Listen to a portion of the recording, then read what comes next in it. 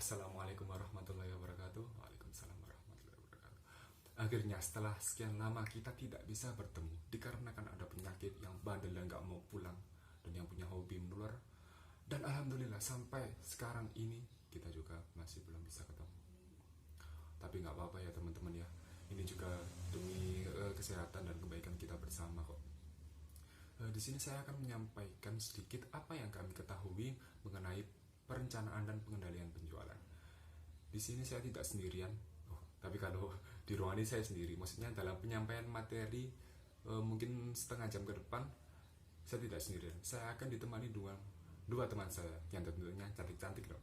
Yang pertama ada Khalil Khairiyah, wanita hebat dari Tulungagung, dan Nuria Miyasaroh, wanita tangguh dari Pasuruan. Oke, langsung saja check it out. Yang pertama saya akan membahas mengenai perencanaan penjualan, di mana perencanaan penjualan ini merupakan bagian yang penting dari sebuah anggaran. Mengapa? Karena perencanaan penjualan ini digunakan manajer dalam pengambilan keputusan untuk memasarkan produk dari perusahaan mereka. Kemudian ada 3 hal yang menjadi dasar dalam perencanaan penjualan. Yang pertama adalah sasaran atau target penjualan yang mereka tuju. Yang kedua adalah penetapan dari harga produk mereka, dan yang ketiga adalah penentuan volume penjualan. Kemudian rencana penjualan komprehensif mencangkup 2 rencana yang terpisah. Yang pertama adalah rencana penjualan strategik, dan yang kedua ada rencana penjualan taktis. Saya akan mencoba menjelaskan perbedaan antara rencana penjualan strategik dengan rencana penjualan taktis. Yang pertama adalah rencana penjualan strategik, di mana pada rencana penjualan strategik ini adalah rencana penjualan untuk jangka panjang, di mana waktunya bisa sampai 5-10 tahun. Dan rencana penjualan strategik ini disusun oleh manajemen puncak dengan karakteristik menggunakan pengelompokan produk yang luas dengan pertimbangan terpisah antara produk dan jasa utama dengan produk dan jasa yang baru. Kemudian yang kedua, karakteristik yang kedua adalah mencakup analisis mendalam potensi di masa yang akan mendatang.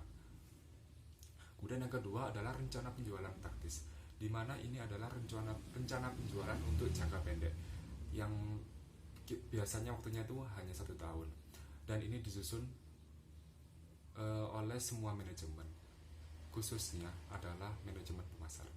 Dan rencana penjualan taktis ini mempunyai karakteristik disusun berdasarkan evaluasi dan revisi jangka pendek. Dan kedua adalah disusun dengan menunjukkan jenis produk, harga per unit, jumlah penjualan, periode waktu, dan tanggung jawab pemasaran. Kemudian rencana penjualan ini dibuat bukan tanpa tujuan, karena rencana penjualan ini itu menjadi dasar bagi manajemen untuk pengambilan keputusan dalam pemasaran dari produk mereka. Tujuan dari perencanaan penjualan ini adalah yang pertama, mengurangi ketidakpastian tentang pendapatan di masa yang akan datang. Yang kedua adalah memasukkan kebijakan dan keputusan manajemen ke dalam proses perencanaan. Contohnya adalah rencana pemasaran. Dan yang ketiga adalah memberikan informasi penting bagi pembentukan elemen lain dari rencana laba yang komprehensif. Yang keempat, memudahkan pengendalian manajemen atas penjualan yang dilakukan. Dan yang terakhir adalah dasar penugasan bagi personalia yang bertanggung jawab atas rencana penjualan. Kemudian perencanaan penjualan disusun dengan menggunakan berbagai pendekatan, dan pastinya masing-masing pendekatan tentunya memiliki konsekuensi yang berbeda-beda, sehingga diperlukan adanya pemilihan pendekatan tersebut dan dipilih yang paling menguntungkan bagi perusahaan. Adapun faktor-faktor yang perlu dipertimbangkan dalam memilih pendekatan yang sangat menguntungkan bagi perusahaan. Yang pertama adalah karakteristik pasar yang dihadapi perusahaan. Ini mencangkup dengan luas pasar. Luas pasar yang dimaksud ini adalah yang bersifat lokal, regional, maupun yang nasional. Kemudian kita juga harus mempertimbangkan keadaan persaingan, di mana keadaan persaingan di sana bersifat monopoli, oligopoli, ataupun yang lainnya. Dan yang terakhir adalah keadaan konsumen. Keadaan konsumen yang dimaksud adalah menyakup dengan daya beli masyarakat, selera konsumen, dan tipe konsumen. Kemudian faktor yang kedua adalah kemampuan finansial. Kemampuan finansial ini mencangkup kemampuan perusahaan untuk membiayai penelitian pasar, usaha-usaha untuk mencapai target penjualan, maupun pembiayaan untuk membeli bahan baku, membayar tenaga kerja, kegiatan promosi, dan rangka mencapai target penjualan. Faktor yang ketiga yang perlu dipertimbangkan adalah faktor SDM atau biasa disebut dengan sumber daya manusia. Apakah jumlah dan kemampuan tenaga kerja yang dimiliki perusahaan memadai untuk melakukan tugas-tugas agar target tersebut tercapai? Faktor yang keempat adalah faktor teknis. Apakah kemampuan secara teknis yang dimaksud adalah mesin dan peralatan memadai untuk memenuhi target penjualan yang dianggarkan? Faktor yang kelima adalah dimensi waktu. Sampai berapa lama rencana yang disusun masih dianggap reliable? Dan yang terakhir, faktor yang terakhir adalah tujuan perusahaan yang berkaitan dengan pasar, segmen pasar, dan citra perusahaan.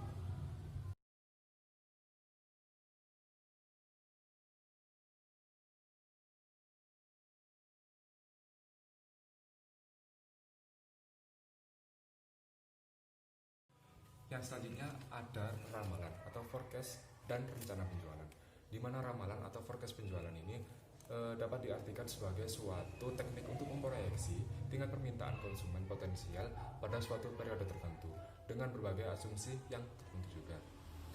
Kemudian forecast atau ramalan penjualan ini merupakan suatu pandangan dari salah satu masukan dalam pembuatan rencana penjualan, di mana rencana penjualan tersebut meliputi rencana pengiklanan, promosi penjualan, rencana biaya penjualan, dan rencana pemasaran. Yang selanjutnya adalah penentuan harga jual, di mana penentuan harga jual ini merupakan salah satu keputusan manajemen yang sangat penting dalam penyusunan anggaran penjualan. Mengapa? Karena kelangsungan hidup suatu perusahaan dalam jangka panjang sangat ditentukan oleh keputusan penentuan harga ini. Karena penentuan harga ini akan mempengaruhi yang pertama, kesediaan pembeli untuk menggunakan produk perusahaan, yang kedua, daya saing perusahaan menghadapi pesaing-pesaingnya, dan yang ketiga adalah tingkat penghasilan, biaya, dan laba perusahaan. Kemudian saya akan membahas mengenai pendekatan pertama, di mana ini berhubungan dengan teori ekonomi atau price theory. Dikarenakan harga jual ini memiliki hubungan yang sangat erat dengan kuantitas penjualan, maka ada dua pilihan yang kebijakan manajemen untuk pengambilan keputusan. Yang pertama adalah meningkatkan harga jual per unit dengan konsekuensi unit penjualan yang diharapkan menjadi menurun, atau yang kedua, menurunkan harga jual per unit dengan harapan unit penjualan yang makin meningkat. Di mana kebijakan dari manajemen tersebut dapat disajikan dalam sebuah kurva. Dalam kurva tersebut, di mana ketika harga jualnya rendah, di situ kuantitas penjualannya akan meningkat, dan juga sebaliknya. Jika harga jualnya tinggi, maka kuantitas penjualannya akan menurun. Kemudian dalam penerapan konsep ini sulit dilakukan manajemen karena ada beberapa faktor yang memengaruhinya. Yang pertama adalah manajemen tidak memiliki data yang cukup akurat dan dapat dipercaya untuk membuat kurva permintaan yang tepat. Yang kedua, untuk mencapai tujuan memaksimumkan pencapaian laba, perusahaan menghadapi beberapa faktor yang mempengaruhi keinginan manajemen untuk memperoleh laba tersebut. Yang ketiga adalah beberapa variabel lain yang dapat digunakan untuk mempengaruhi perilaku pembeli seperti kebijakan pemasaran dan distribusi, kebijakan promosi, dan lain-lain. Selanjutnya adalah pendekatan kedua, di mana pendekatan kedua ini terdiri dari dua pendekatan. Pendekatan pertama adalah cost plus pricing. Harga jual yang ditetapkan harus dapat menutup seluruh biaya. Jika tidak, maka perusahaan tidak mampu mempertahankan hidupnya. Harga jual yang ditetapkan sedikit di atas biaya variabel, maka akan bertahan hanya dalam waktu jangka pendek. Kemudian menurut pendekatan cost plus pricing, harga jual adalah harga ditambah dengan persentase tertentu dari sebuah harga. Jadi harga ditambah dengan persentase dari harga tersebut.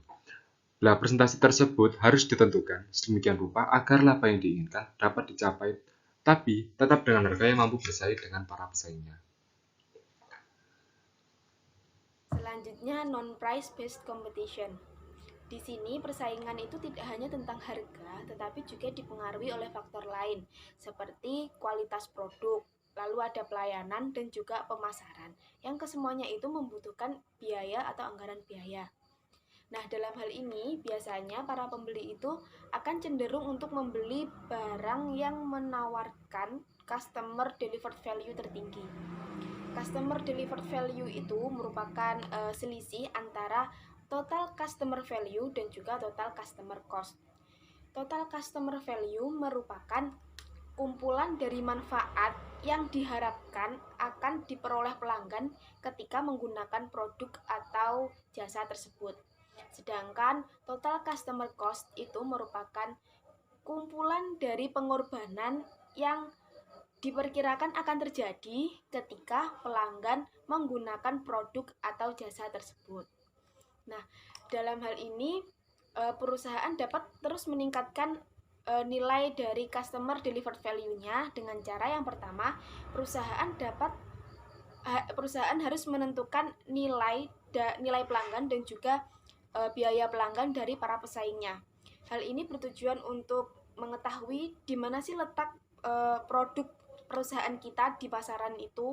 Jadi dengan kita mengetahui nilai pelanggan dan juga biaya pelanggan pesaing, maka kita dapat menentukan harga jual kita agar dapat diterima di pasaran, seperti itu. Nah, yang kedua dengan melakukan alternatif lain, seperti dengan cara menurunkan harga atau bisa juga memberi potongan, diskon, dan juga dapat memberi garansi. Atau mungkin dari segi pelayanan kita dapat menyuruh karyawan kita itu untuk lebih ramah, seperti itu. Nah, dalam non-price based competition ini semakin besar biaya anggaran yang dikeluarkan, maka semakin tinggi pula penjualannya.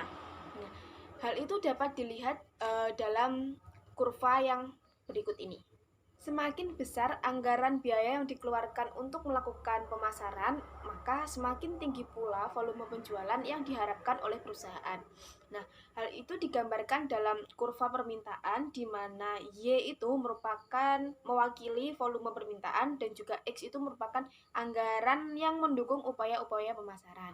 Di situ kan ada Y1, Y2, Y3, Y4, X1, X2, X3, dan X4. Nah, X1 ke X2 itu kan dia meningkat. Artinya biaya dari X1 ke biaya X2 itu meningkat. Maka perusahaan juga mengharapkan volume permintaannya itu juga meningkat. Bisa dilihat Y1 ke Y2. Nah, peningkatan ini itu peningkatan pemasaran yang dilakukan oleh perusahaan, seperti mungkin di X1 hanya menggunakan iklan saja, menggunakan brosur saja. Lalu di X2 itu ditingkatkan dengan membuat iklan, memasang-masang iklan di TV atau di koran atau di Instagram, seperti itu. Maka kan membutuhkan biaya yang lebih lagi. Maka dengan mengeluarkan biaya yang lebih itu, perusahaan berharap ketika dia sudah memasarkan ke TV, ke Instagram atau ke koran, itu volume permintaan dari pembeli itu juga meningkat, seperti itu. Selanjutnya yaitu konsep perencanaan penjualan komprehensif. Nah, dalam menyusun anggaran penjualan komprehensif ini terdapat 3 komponen. Yang pertama, komponen dasar penyusunan anggaran penjualan komprehensif, di mana meliputi mengidentifikasi dan mengevaluasi variabel perusahaan, lalu menyusun tujuan perusahaan, menyusun strategi perusahaan, dan menyusun forecast atau anggaran penjualan perusahaan. Nah, yang kedua, ada komponen untuk menyusun anggaran penjualan, di mana dalam komponen ini terdapat 4 komponen. Yang pertama, komponen kebijakan manajemen dan juga asumsi-asumsinya, di mana hal ini bersifat luas dan umum. Yang kedua, ada rencana pemasaran yang berfokus pada pendapatan penjualan dan juga jasa. Yang ketiga, ada anggaran promosi dan juga iklan. Dan yang keempat, ada anggaran biaya distribusi dan penjualan. Nah, yang ketiga, komponen biaya pemasaran yang masih ada kaitannya dengan anggaran penjualan. Selanjutnya yaitu 7 langkah yang diperlukan untuk menyusun rencana penjualan komprehensif. Yang pertama, membuat pedoman manajemen untuk perencanaan penjualan. Nah, pedoman ini nantinya digunakan untuk koordinasi agar produk yang dikeluarkan oleh perusahaan itu sama dan seragam. Nah, karena dalam pedoman ini memuat informasi mengenai jenis produk, ketentuan harga, market share, strategi pemasaran perusahaan, dan juga posisi dalam persaingan pasar, sehingga produk dari perusahaan kita itu seragam dan sama. Yang kedua yaitu menyiapkan ramalan atau forecast penjualan. Nah, ramalan atau forecast penjualan ini digunakan sebagai acuan kita dalam melakukan penjualan. Jadi sebagai tolak ukur, sehingga di setiap tahunnya nanti diharapkan penjualan kita itu terus meningkat. Jadi kita bisa membaca ke depannya itu penjualan kita seperti apa berdasarkan ramalan yang telah kita buat, sehingga laba yang diperoleh akan lebih besar atau terus meningkat di setiap tahunnya. Yang ketiga, menyusun semua data yang relevan. Nah, menyusun semua informasi ini tuh penting karena informasi-informasi ini diperlukan untuk mengetahui hambatan dan juga peluang perusahaan kita itu ke depannya seperti apa. Jadi setelah kita mengetahui hambatan dan juga peluangnya, nanti kita bisa menyesuaikan. Misal hambatan, kita bisa meminimalisir hambatan tersebut sehingga penjualan kita akan terus naik. Begitu juga dengan peluang. Kita harus jeli dalam melihat peluang agar penjualan dari perusahaan kita terus meningkat. Lalu yang keempat ada informasi tentang pesaing utama perusahaan. Nah, penting sekali bagi sebuah perusahaan untuk mengetahui informasi tentang pesaingnya, seperti kekuatan, kelemahan, tujuan, strategi yang digunakan oleh perusahaan pesaing kita. Sehingga dari situ nanti kita dapat mengetahui bagaimana peran produk kita terhadap pesaing. Terus kita bisa mencari solusi untuk mengunggulkan produk kita sehingga kita dapat memenangkan persaingan. Nah, yang kelima yaitu kebijakan tentang berbagai upaya pemasaran untuk memenangkan persaingan. Nah, di sini itu kita membutuhkan peran para customer kita.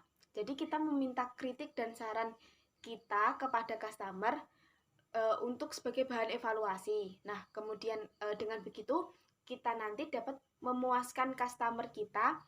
Maka setelah customer merasa puas, jadi customer tersebut akan berlangganan produk kita. Jadi penjualan kita di setiap tahunnya akan terus meningkat. Seperti itu. Nah, selanjutnya yang keenam adalah membuat rencana penjualan strategis dan taktis. Berdasarkan langkah 1 sampai 5 tadi, kemudian kita membuat rencana penjualan perusahaan kita. Nah, yang ketujuh adalah menjamin komitmen manajerial untuk pencapaian tujuan rencana penjualan yang menyeluruh. Nah, di sini itu merupakan peran penting bagi manajemen pusat untuk mengkoordinir para manajer-manajer yang ada di bawahnya untuk berkomitmen terhadap rencana yang telah dibuat tadi, sehingga tujuan dari pencapaian penjualan perusahaan tersebut dapat tercapai. Jadi setiap manajer itu harus berkomitmen terhadap rencana yang telah dibuat tadi, seperti itu. Nah, selanjutnya yaitu pengendalian penjualan dan biaya-biaya yang terkait. Nah, di sini rencana penjualan itu harus menggambarkan tujuan yang dapat dicapai oleh fungsi penjualan dengan dukungan biaya pemasaran yang memadai. Artinya, dengan biaya-biaya yang telah dikeluarkan oleh perusahaan, maka itu harus mampu mencapai target penjualan yang telah diterapkan oleh perusahaan.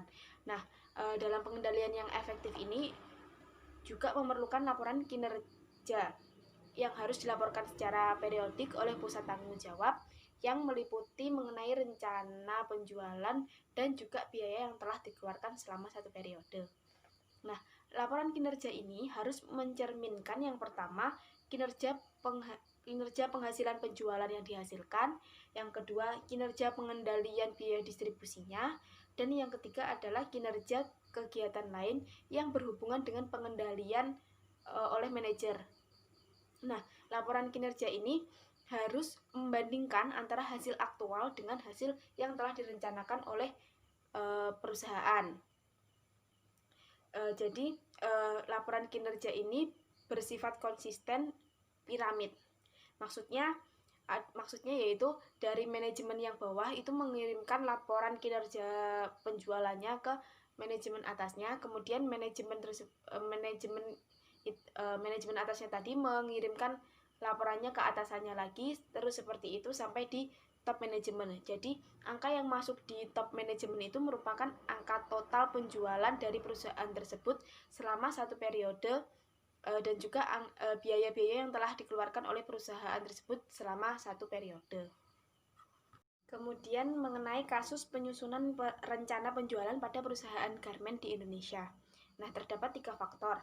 Yang pertama yaitu faktor eksternal yang merupakan pengaruh yang datangnya dari luar perusahaan, seperti kebutuhan masyarakat akan produk, lalu harapan pemerintah terhadap industri, kemudian persaingan di antara pengusaha garment, faktor perkembangan teknologi, faktor ekspor impor produk sejenis, tingkat pendapatan atau daya beli masyarakat, dan kemungkinan masuknya pesaing baru. Nah, kenapa penting untuk memperhatikan faktor eksternal itu? Karena dengan memperhatikan faktor eksternal atau keinginan dari pihak luar perusahaan, maka memudahkan kita dalam menyusun rencana penjualan perusahaan.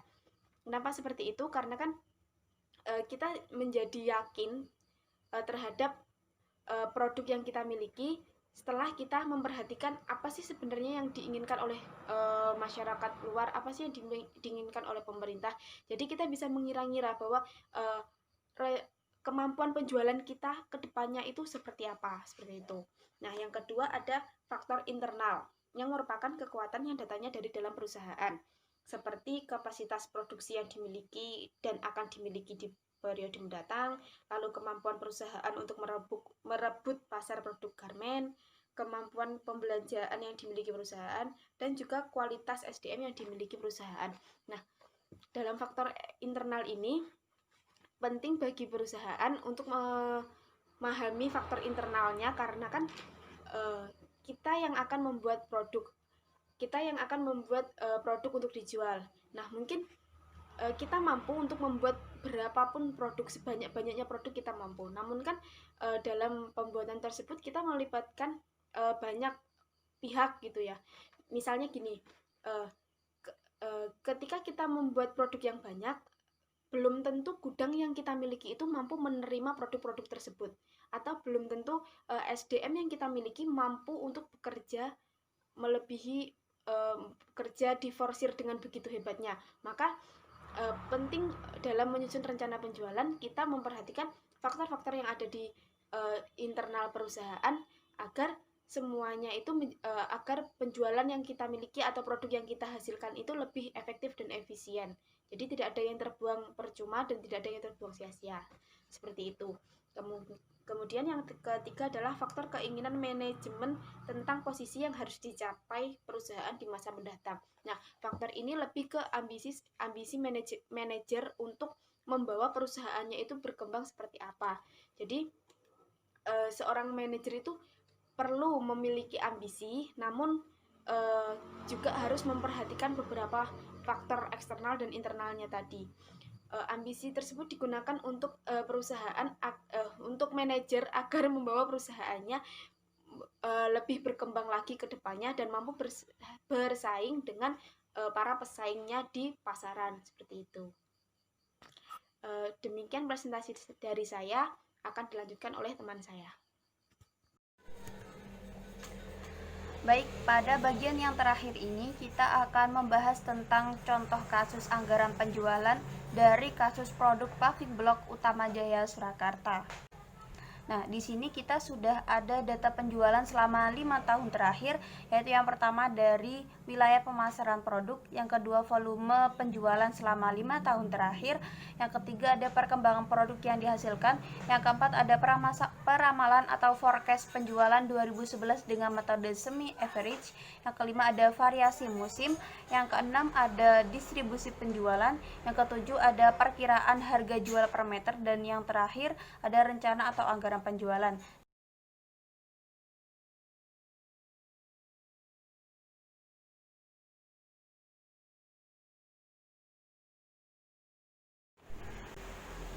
Nah, yang pertama dari segi wilayah pemasaran produk, di sini PT Utama Jaya memiliki 3 persebaran wilayah. Yang pertama ada Jawa Tengah yang meliputi Yogyakarta, Boyolali, Salatiga, Semarang, Magelang,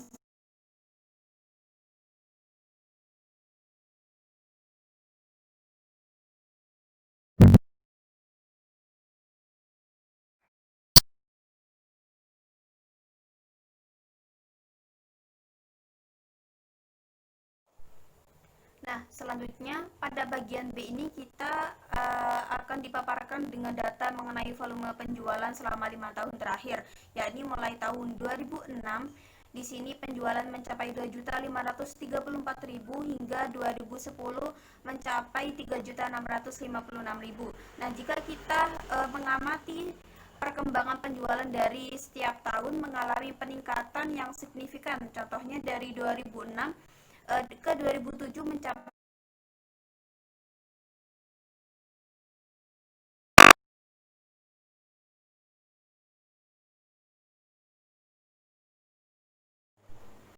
Nah, pada bagian C ini kita akan membahas tentang perkembangan produk yang dihasilkan. Jika sebelumnya kita dipaparkan dengan data tahunan beserta total penjualan setiap tahunnya, nah pada bagian ini kita akan dipaparkan dengan data mengenai perincian dari total penjualan setiap tahun yang telah dijelaskan sebelumnya.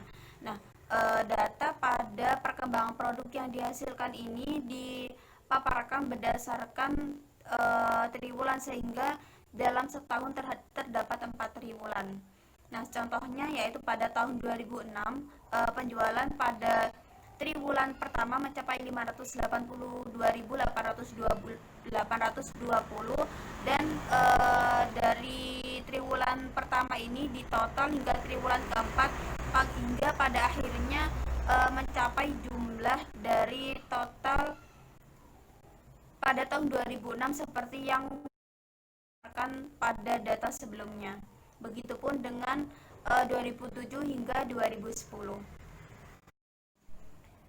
Oke, pada tahap selanjutnya kita akan menentukan forecast penjualan pada tahun 2011 dengan metode semi average. Nah, jika sebelumnya kita sudah dipaparkan dengan data mengenai penjualan pada tahun-tahun sebelumnya, nah data-data tersebut dijadikan sebagai pedoman atau acuan untuk menentukan anggaran penjualan pada tahun 2011.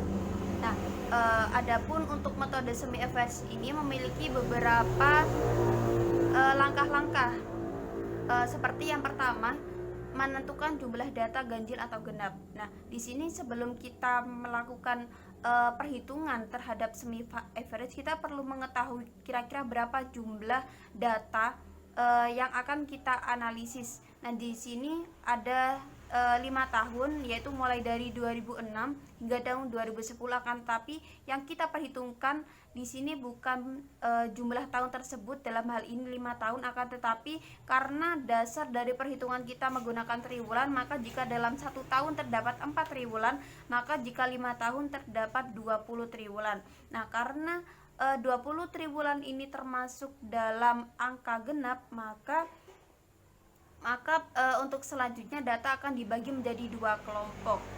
Nah, begitupun dengan ketika data merupakan angka ganjil, misalnya data tersebut berjumlah 13, 15 dan seterusnya, akan memiliki perhitungan tersendiri. Nah, perbedaan antara data genap dan data ganjil ini terdapat pada penentuan angka pada huruf X di sini. Nah, ketika data ganjil, maka data akan diurutkan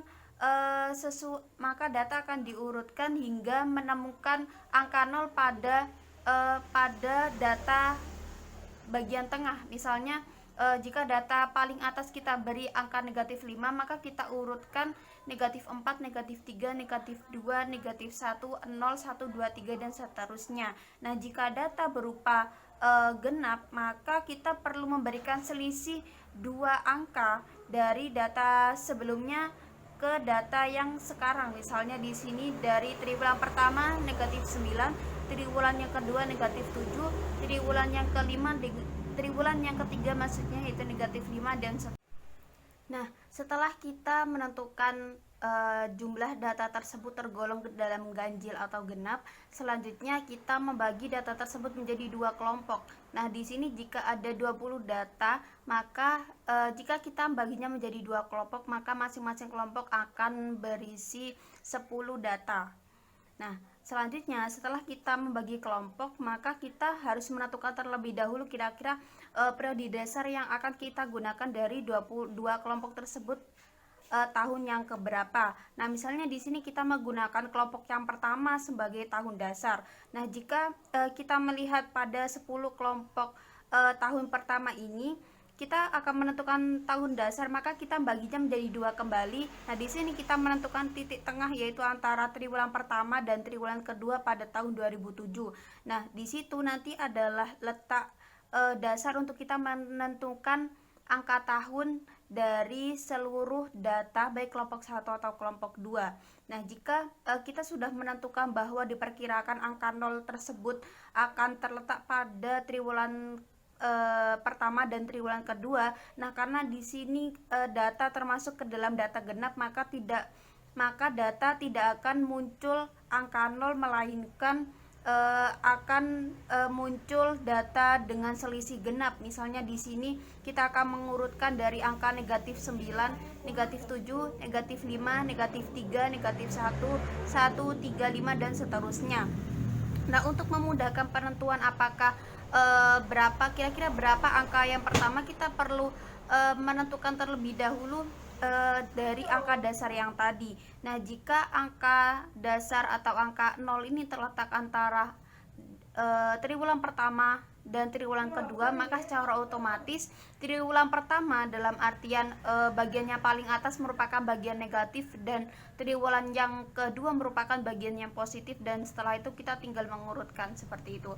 Nah, selanjutnya kita menentukan nilai semi total dari masing-masing kelompok. Nah, nilai semi total ini merupakan jumlah dari tiap-tiap kelompok. Nah, jika sebelumnya kita sudah mengetahui ada beberapa jumlah dari tiap triwulan, nah di penentuan nilai semi total ini kita mentotalnya menjadi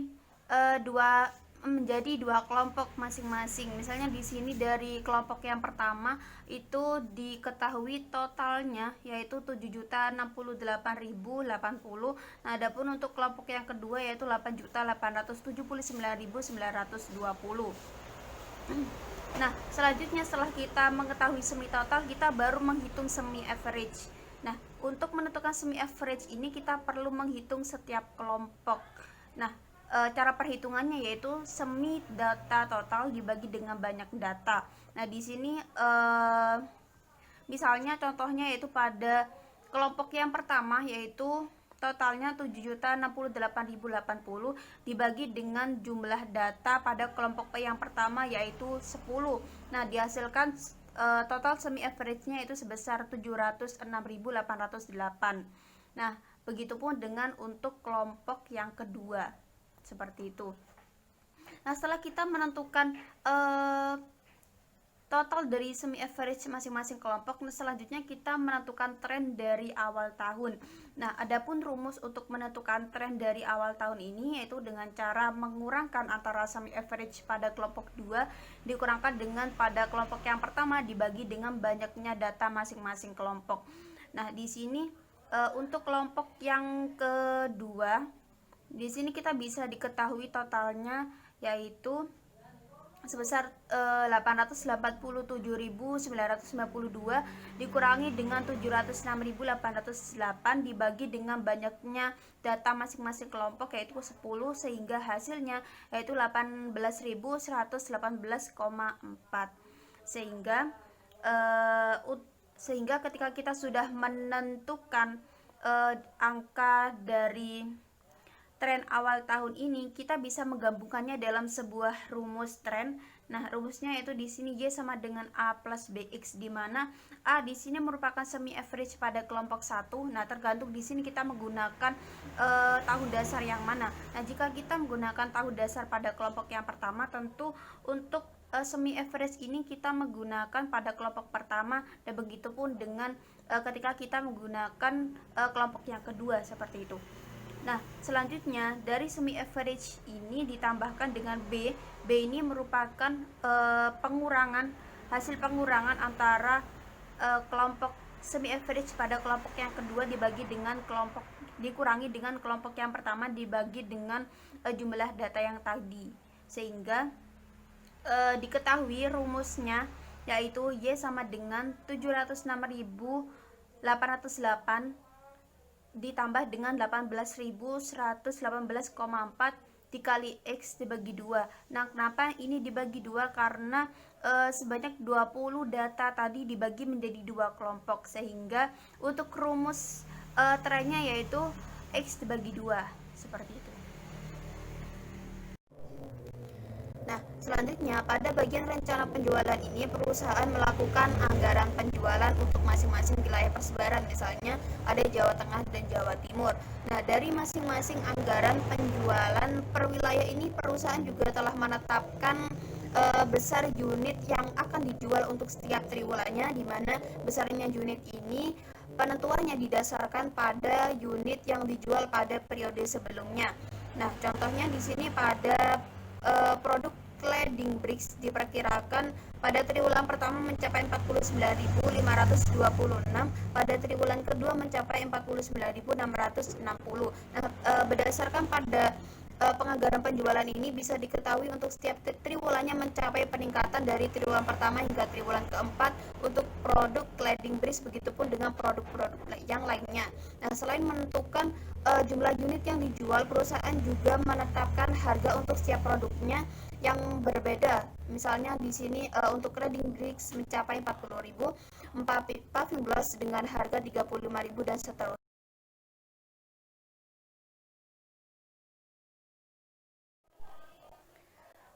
Baik, selanjutnya kita akan melanjutkan pembahasan mengenai variasi musim. Untuk menghasilkan peramalan penjualan yang lebih rinci, maka digunakan analisis indeks musim dengan memanfaatkan metode rasio to trend. Berikut ini perhitungan indeks musim untuk setiap triwulan dan forecast untuk tahun 2011. Nah, pada tabel yang pertama yaitu indeks musim untuk triwulan 1 sampai dengan triwulan keempat, kita bisa mengetahui di sini ada beberapa tabel yang menjelaskan tentang jumlah produksi setiap tahun yang dibagi berdasarkan triwulan. Nah, di sini untuk mengetahui variasi musim dari 5 tahun terakhir ini, caranya yaitu menjumlahkan semua produksi selama 5 tahun tersebut dibagi dengan banyaknya tahun, sehingga setelah dilakukan perhitungan jumlah dari produksi mulai dari tahun 2006 hingga 2010, diketahui jumlahnya yaitu 502 dibagi dengan 5 tahun, dihasilkan hasilnya untuk variasi musim yaitu 100,3 untuk triwulan pertama, begitupun dengan triwulan yang keempat. Nah, selanjutnya kita melanjutkan untuk melakukan perhitungan ramalan atau forecast penjualan pada tahun 2011 untuk setiap triwulannya. Nah, di sini terdapat beberapa komponen dari kolom ini yang meliputi pertama itu periode, mulai dari periode triwulan pertama hingga triwulan keempat, khususnya untuk tahun 2011, di mana di sini kita sudah mulai melakukan perencanaan atau peramalan untuk penjualan pada tahun 2011 dengan berbekal pada data-data sebelumnya. Nah, di sini kemudian kita menentukan X, di mana X ini merupakan kelanjutan dari perhitungan dari tahun-tahun sebelumnya. Nah, pada bagian ketiga tadi kita sudah melakukan perhitungan mulai dari triwulan pertama tahun 2006 hingga tahun 2010, sehingga didapatkan pada triwulan terakhir yaitu triwulan keempat, maksudnya berjumlah 29. Nah, jika kita meneruskan pada tahun 2011, bisa diketahui bahwa triwulan pertama tahun 2011 yaitu 31 karena selisih 2 angka dari tahun sebelumnya, pada triwulan kedua yaitu 33, pada triwulan ketiga yaitu 35, dan triwulan keempat yaitu 37. Nah, selanjutnya untuk menentukan tren pada tahun 2011 ini bisa dilakukan dengan cara memasukkan X tersebut ke dalam rumus yang telah kita lakukan perhitungan sebelumnya. Nah, rumus sebelumnya yaitu Y sama dengan 706.808 ditambah 18.118,4 dikali misalnya X di sini 31 dibagi 2, maka hasilnya adalah 987,643, seperti itu. Nah, untuk perhitungan indeks musim dan indeks musim ini sama dengan perhitungan pada variasi musim dan indeks musim pada 5 tahun sebelumnya. Nah, untuk volume penjualan ini merupakan hasil perkalian antara 987,643 dikali dengan indeks musim sehingga dihasilkan volume penjualan yaitu 990.510 untuk triwulan pertama, begitupun hingga triwulan keempat. Baik, selanjutnya kita telah memasuki bagian distribusi penjualan.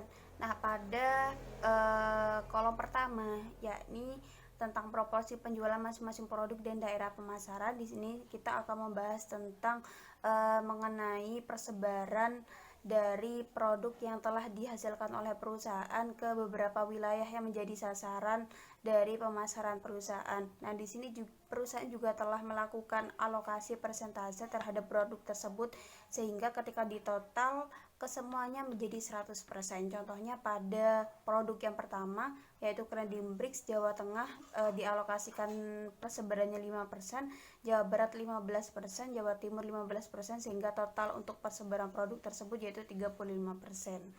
Nah, selanjutnya untuk mengetahui persebaran yang lebih detail, kita bisa melihat pada tabel yang ada di bawahnya, yaitu distribusi penjualan secara terperinci setiap jenis produk dan wilayah pemasaran dalam satuan meter kubik. Nah, di sini kita bisa mengetahui berapa komponen yang ada dalam tabel tersebut yang berisi. Nah, kita bisa melihat informasi yang lebih detail pada tabel yang ada di bawahnya. Mana di sini tabel ini menjelaskan tentang distribusi penjualan secara terperinci setiap jenis produk dan wilayah pemasarannya. Nah, di sini ada beberapa kolom yang meliputi periode, total volume penjualan beserta produk dan wilayah persebarannya. Nah, contohnya pada triwulan pertama kita bisa mengetahui total volume penjualannya sebesar 990.510, di mana angka pada total volume penjualan ini didapatkan dari perhitungan pada slide sebelumnya, yaitu ketika kita perhitungan tentang ramalan atau forecast dari penjualan pada tahun 2011.